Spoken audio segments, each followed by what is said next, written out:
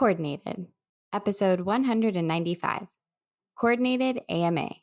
Ask me anything. Greetings, AP coordinators. Derek Cometa here, Senior Director, AP Coordinator Experience for the AP program and former AP coordinator. And I'm Karli Suge, school counselor and AP coordinator.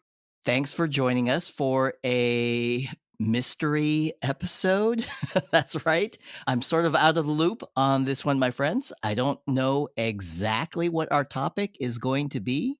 But whatever it is, I'm sure this is the right place to be to hear all the latest and greatest in the world of AP coordinators.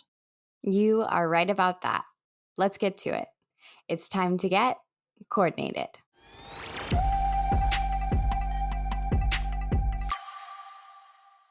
Hey, Derek. Hey, Karli, what's happening? Well, as you know, we've spent some time the last few weeks talking about new web pages and resources for AP coordinators and talking about the AP program in general, the AP exam schedule, AP credit policy, big future. I've been learning quite a bit. And all along, you've been asking me question after question after question after question. I mean, fair game. After all, I am new to the show. But today, Uh-oh, not sure I like the sound of this. today I suggest we turn the table and put you on the spot. We have a few questions for you. And I say we because during the summer in our back to school workshop and this fall in Chat with a Coordinator, coordinators have been talking about the podcast, Eric.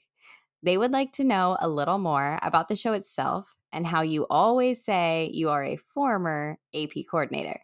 This is really your own doing. You kind of make a big deal about that last part. I do. That's fair to say. When I do say that I'm a former AP coordinator, it is something I say with pride. I firmly believe that you have to be an AP coordinator to fully understand and appreciate the challenges and rewards. There's so much to it. I've been there. I was that person who was volunteered into the role. Or as you like to say, Karli, I was volun-told I would be the AP coordinator. Right, you're jumping ahead, Derek. Let's start at the beginning. How did you get into education in the first place? You know, I have a family full of educators. Did you as well? No, not at all. Thank you for asking, by the way. It's kind of funny to say now. I grew up wanting to be a professional athlete. Yes, I was a little delusional. I played baseball and basketball. However, since I'm 5'3", the odds were kind of stacked against me, so I went a different direction. The early part of my career was in direct marketing and advertising. I worked for a large New York based ad agency. I later worked for a few different companies and agencies in Silicon Valley. Along the way, I volunteered. There's that word again, Karli.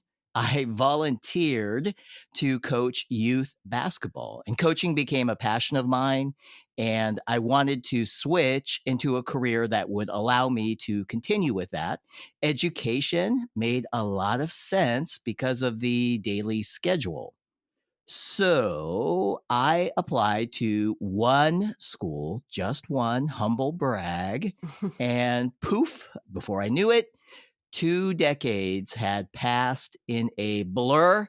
So a career in education was not the plan, but it ended up working out just fine.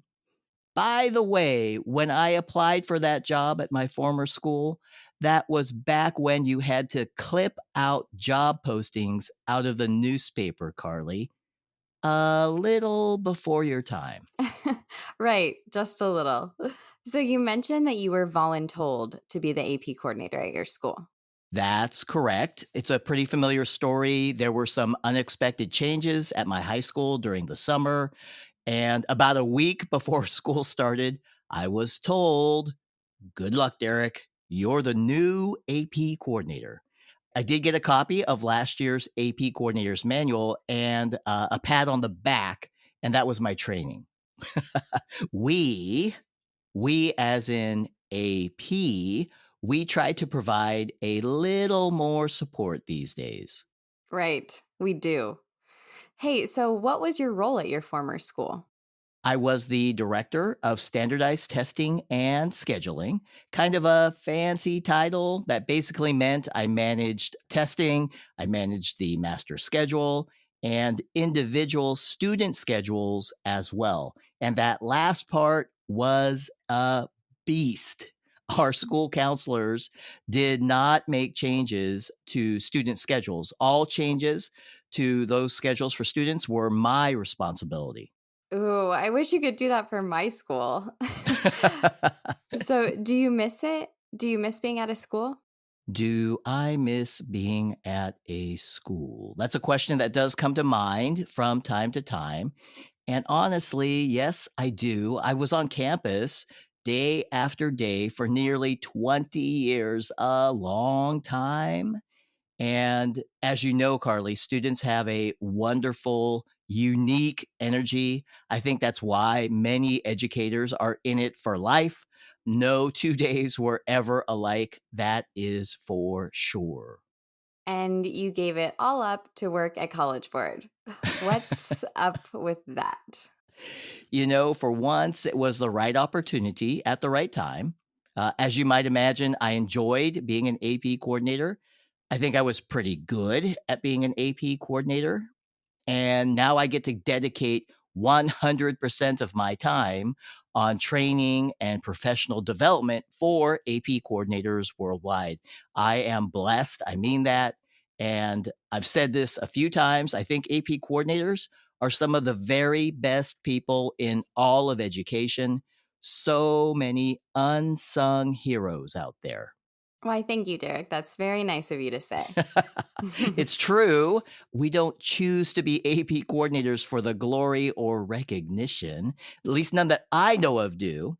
In all my time as AP coordinator, I never once had a student come up to me and say, "Hey, Mr. Kometa, I just wanted to say thank you for being a great AP coordinator. Your proctors were so well trained. The tables were exactly 5 feet apart.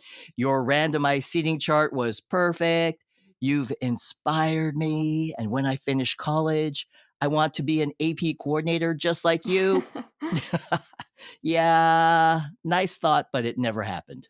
As you said, unsung heroes, Derek. No parades for the unsung heroes. Sad but true. Hey, last question. You mentioned all the training and support. Why a podcast? Yeah, great question. A few of my colleagues in AP have asked me that as well.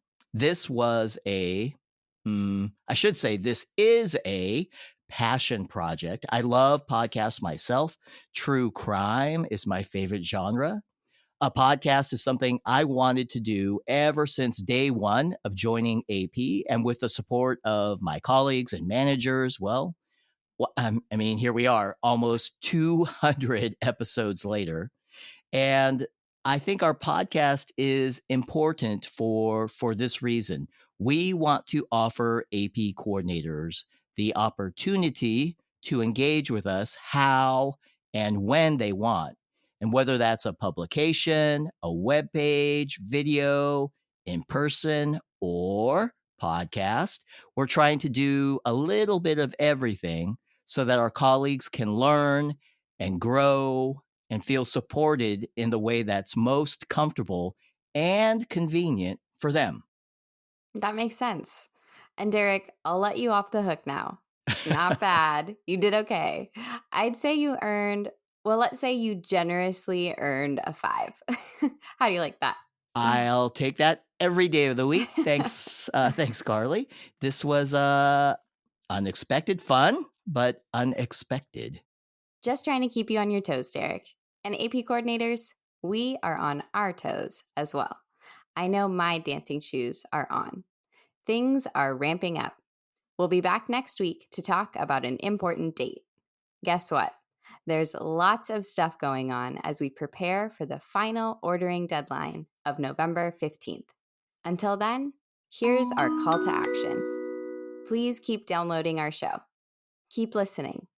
Go back and check out any older episodes you might have missed. And please follow our show to make sure you never miss an episode of Coordinated. Thank you, everyone. On behalf of AP Program Delivery and the AP Coordinator Experience team, we do definitely appreciate you. And for all your support of AP students, AP coordinators, you are some of the very best people in all of education, unsung heroes. You are truly good as gold.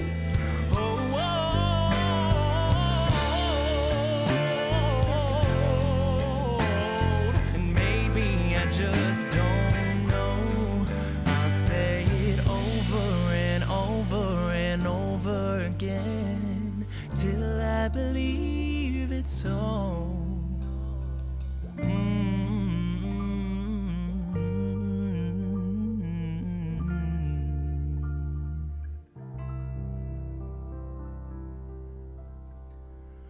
I'm good as gold.